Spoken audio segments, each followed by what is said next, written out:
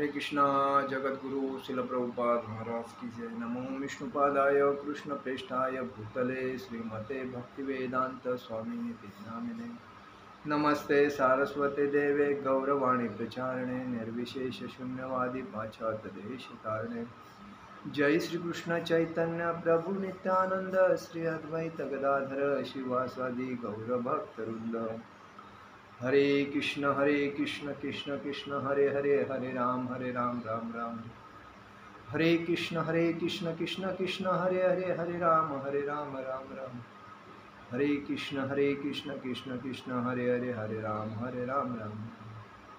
शिल प्रभुपाद महाराज की जय। परम पूज्य लोकनाथ स्वामी महाराज की जय। निताय गौर प्रेमानंदे हरि हरि बोल।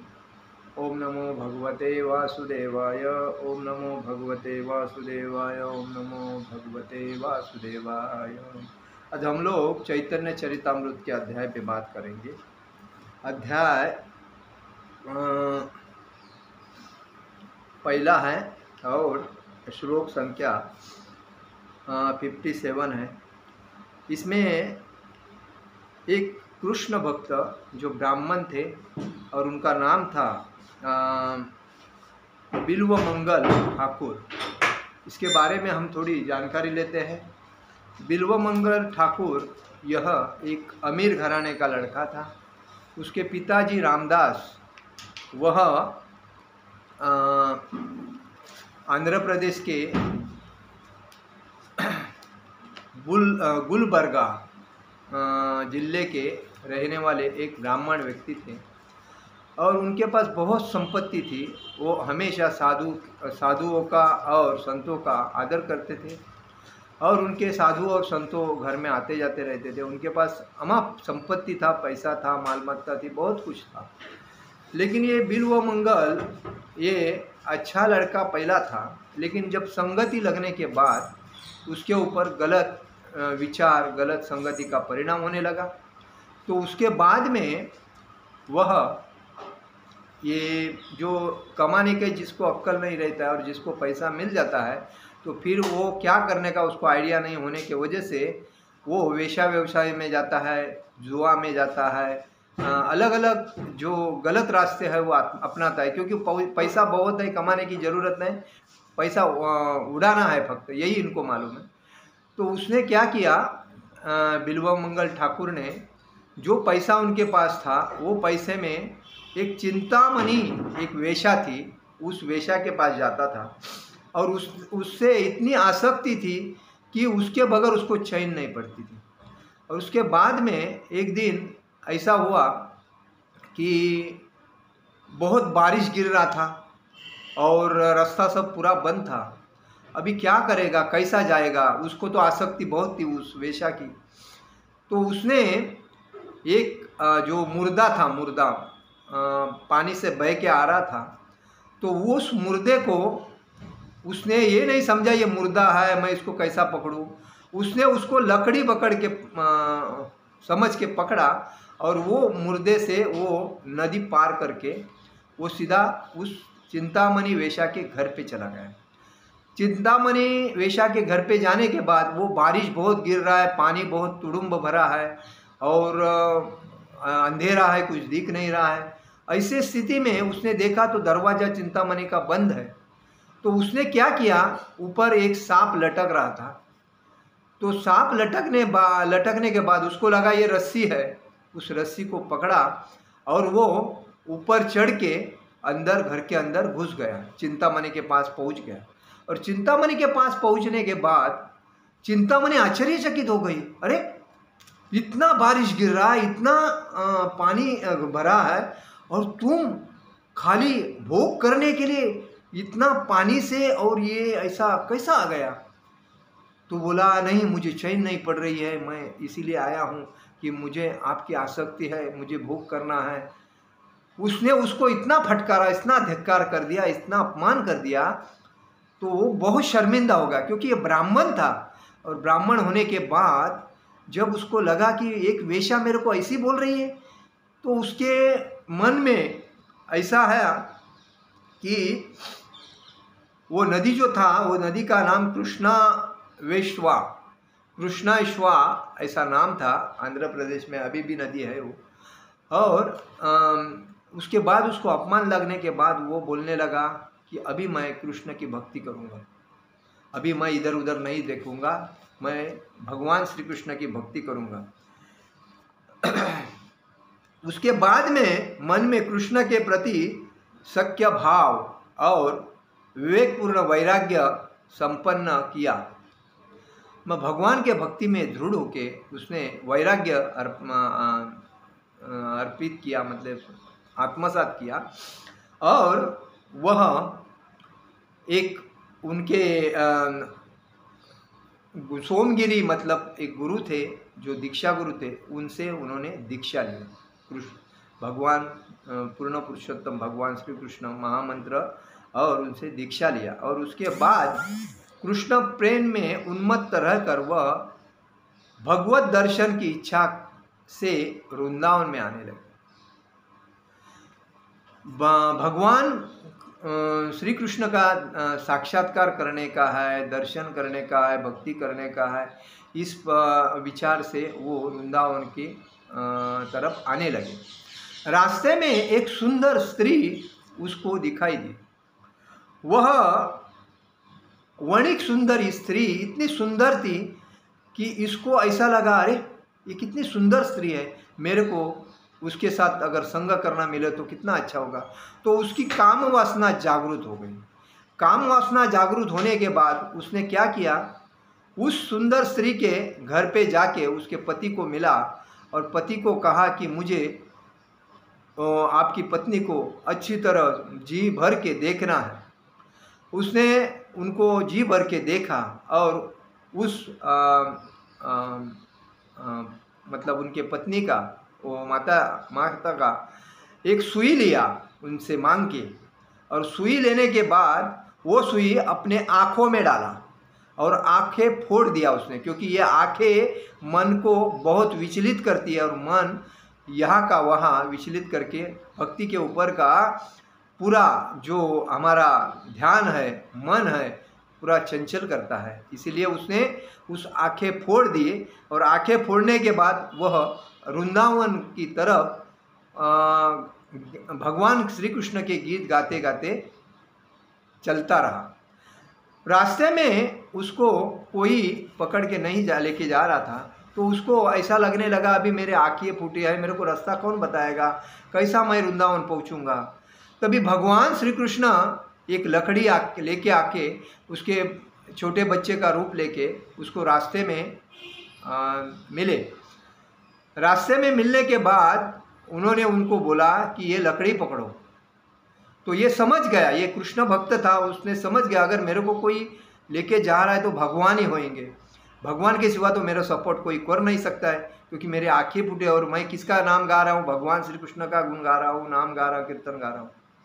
तो भगवान ने उसको लकड़ी दिया। वो लकड़ी पकड़ते पकड़ते उन्होंने भगवान का जोर से हाथ पकड़ लिया और उन्होंने बोला अभी मैं ये हाथ कभी नहीं छोड़ूंगा, क्योंकि ये हाथ से मेरे को कुछ अलग ही महसूस हो रहा है।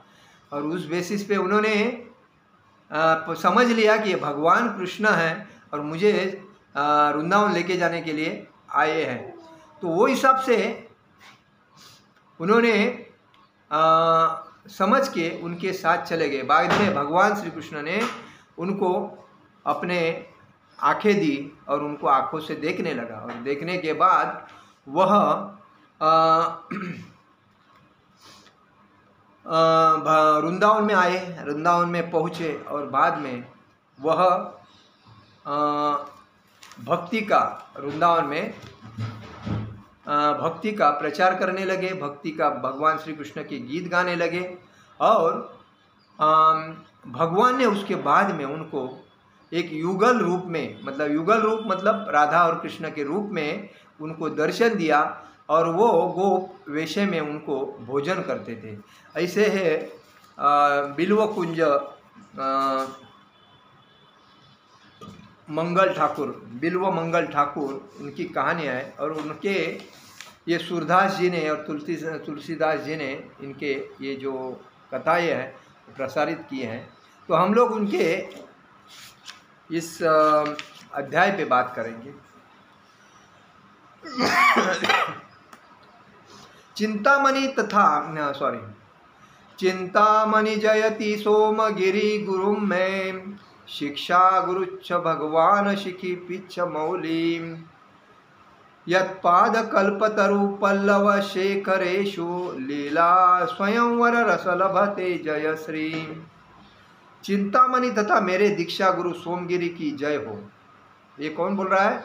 बिल्व कुंज ठाकुर, बिल्व मंगल ठाकुर बोल रहे हैं। मेरे शिक्षा गुरु पूर्ण पुरुषोत्तम भगवान श्री कृष्ण की जय हो, जो अपने मुकुट में हमेशा मोर पंख धारण करते हैं। कल्पवृक्ष तुल्य उनके चरण कमलों की छाया में जय श्री मतलब राधा रानी नित्य संगिनी के रूप में दिव्य रस का आस्वादन करती है। रस आस्वादन मतलब प्रेम का आस्वादन करती है। तात्पर्य शिल प्रभुपाद महाराज की जय। कृष्ण कर्णामृत से यह श्लोक लिया गया है, जिसे बिल्व मंगल ठाकुर नामक एक महान वैष्णव सन्यासी ने लिखा था, जिन्हें लीला शुक भी कहा जाता है।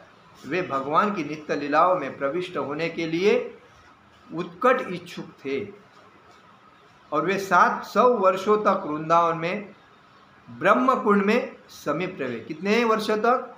700 वर्ष तक वृंदावन में ब्रह्मकुंड में के यहाँ रहते थे, जो आज भी स्नान करने के सरोवर के रूप में विद्यमान है। आज भी वो सरोवर के रूप में विद्यमान है।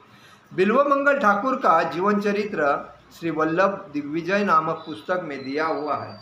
वे द्रविड़ प्रदेश में 8वीं सदी शक समवंत के उत्पन्न हुए व विष्णु स्वामी के प्रमुख शिष्य थे। 8वीं सदी कितना? 8वीं। द्वारका में शंकराचार्य के मठ में मंदिरों तथा मठों की जो सूची मिलती है, उसमें बिल्व मंगल का नाम वहाँ के द्वारकाधीश मंदिर के संस्थापक के रूप में उल्लेखित है। उन्होंने अपने अर्चा विग्रह की सेवा का भार वल्लभ भट्ट के शिष्य हरि ब्रह्मचारी को सौंपाया था।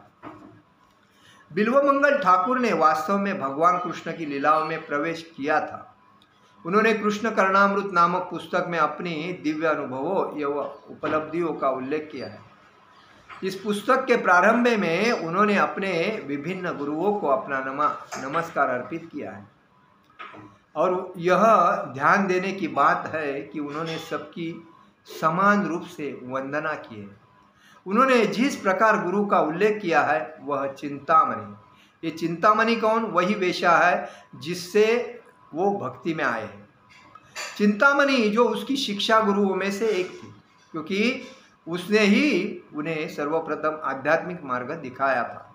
चिंतामणि एक वेश्या थी जिनसे अपने प्रारंभिक जीवन में बिल्व मंगल की घनिष्ठता थी। चिंतामणि ने उन्हें भक्ति पथ पर चलने की प्रेरणा दी थी, क्योंकि उसने ही कृष्ण प्रेम द्वारा सिद्धि के लिए प्रयास करने हेतु इस संसार को त्यागने के लिए बिल्व मंगल को प्रेरित किया। इसने चिंतामणि जो वेश्या थी, उन्होंने इनको प्रेरणा दी कि भगवान श्री कृष्ण का इतना आसक्त मेरे ऊपर हो, अगर उतनी आसक्ति अगर भगवान श्री कृष्ण के भक्ति में अगर रहोगे तो भगवान का साक्षात्कार होके आप एक वैष्णव भागवत धाम पहुँचोगे। तो उन्होंने उनको प्रेरित किया, इसलिए बिल्व मंगल ठाकुर ने सर्वप्रथम उसे नमस्कार किया। तत्पश्चात वे अपने दीक्षा गुरु सोमगिरी को नमस्कार करते और उसके बाद पूर्ण पुरुषोत्तम भगवान को, क्योंकि वे भी उनके शिक्षा गुरु थे। वे स्पष्ट रूप से मोर पंखों से युक्त मुकुट धारण करने वाले भगवान का उल्लेख करते हैं। वृंदावन के स्वामी गोप कुमार कृष्ण बिल्व कुंज से बातचीत करने और उन्हें दूध देने आया करते थे। भगवान श्री कृष्ण की इस स्तुति में वे वर्णन करते हैं कि जय श्री अर्थात लक्ष्मी देवी श्रीमती राधा रानी दिव्य माधुर्य रस का आनंद लेने के लिए उनके चरण कमलों की छाया में आश्रय लेती है। किसके? भगवान श्री कृष्ण के। संपूर्ण कृष्ण कर्णामृत ग्रंथ श्री कृष्ण तथा श्रीमती राधा रानी की दिव्य लीलाओं को समर्पित है। ऐसी पुस्तक है जिसे श्री कृष्ण के सर्वोच्च उन्नत भक्तों को पढ़ना तथा समझना चाहिए। कहने का मतलब यह है कि आज जो लोग पैसों से, संपत्ति से और पद से जो अहंकार प्राप्त करते हैं, उनको मालूम है मेरे पास पब्लिक का पैसा आ रहा है, मैं उड़ाऊंगा तो कोई मुझे जो पूछेगा नहीं। लेकिन इस वजह से वो रास्ता गलत अपनाते हैं और अपने जीवन की पूरी वाट लगा के लेते हैं। और इसी वजह से आज वेश्या व्यवसाय बढ़ गया, दारू का व्यवसाय बढ़ गया, जुआ का सब व्यवसाय बढ़ गया और लड़की को किडनैप करने का व्यवसाय बढ़ गया। तो ये एक्चुअली मतलब एकदम समाज के गलत रास्ते हैं और उसको जो अपनाता है वो कभी भी भक्ति में नहीं आता है। लेकिन ये किसके वजह से होता है? तो ये संगति के वजह से होता है। मैं अगर ब्राह्मण की संगति करूँ तो मैं ब्राह्मण बनूंगा, मैं अगर चोर की संगति करूँ तो मैं चोर बनूंगा, मैं एक संत की संगति करूंगा तो मैं संत बनूंगा, और मैं एक पारदर्शक ईमानदार एकनिष्ठ देशभक्ति की संगति करूंगा तो मैं देशभक्त बनूंगा। तो ये संगति का परिणाम जो होता है, और इस संगति के परिणाम की वजह से आदमी गलत रास्ता जाता है। आदमी ने कभी भी मैं किसकी संगति करना ये सोचना जरूरी है। आज देखिए लोगों के पास अमाप पैसा होने के बाद भी लोग बिना पैसे के भी जी रहे हैं। जिनके पास पैसा भी नहीं है, घर भी नहीं है, कपड़ा लत्ता भी नहीं है, नौकरी भी नहीं, कुछ भी नहीं, फिर भी वो समाज में जी रहे, क्योंकि उनको भगवान ने इस धरती पे भेजा है। लेकिन भगवान उनको किसी ना किसी तरफ से उनकी पेट भरता है। तो आज कोई इस दुनिया में भूखा नहीं है, लेकिन जो इसके पास संपत्ति है, जिसके पास पैसा है, वो लोगों को इतना समझना चाहिए कि मैं इतना पैसा किधर लेके जाऊंगा, इसका क्या करूंगा। तो मैं हर गरीब की मतलब वस्ती है उनको क्यों न सुधारूं, उनको रोज़गार क्यों न दूं, उनको भक्ति में लाने के लिए कोशिश क्यों न करूं। और भक्तों के संगति में आके भक्तों को लेके जाके, जिस समाज में भक्त नहीं है, भक्ति में नहीं आ रहे हैं, तो उस समाज में वैसे लोगों ने अपने पैसे का यूज़ करके भक्ति में लोगों को लाना चाहिए। देखिए लोग अपना जीवन को शॉर्टकट मार के जीवन का मतलब मृत्यु की तरफ लेके जाते हैं। तो हमारा कहने का मतलब है भक्ति में आने के बाद जो आदमी, अभी मैं बिल्व ठाकुर का जो बिल्व मंगल ठाकुर का जो उदाहरण दिया, उससे आप समझ सकते हैं कि कितने कैसे कैसे लोग भक्ति में सक्सेस हो गए हैं। तो किसी के लिए भक्ति कोई बड़ी बात नहीं है, लेकिन सब इसमें सक्सेस हो सकते हैं। लेकिन हमारे जो विचार है, हमारा जो आचरण है और हमारी संस्कार, संस्कृति, आध्यात्मिकता, इसको अपने अंदर आत्मसात करके भगवान को जागरूक करना है। मन का कभी सुनना नहीं है, भगवान को जागरूक करके आत्मा का सुन के हमें भक्ति में तल्लीन होना है। आज का मेरा प्रवचन यही समाप्त करता हूँ। हरे कृष्ण कृष्ण कृष्ण हरे हरे, हरे राम राम राम हरे हरे। जगत गुरु शिल प्रभुपाद महाराज की जय, परम पूज्य लोकनाथ स्वामी महाराज की जय, निताई गौर प्रेमानंदे, हरि हरि बोल।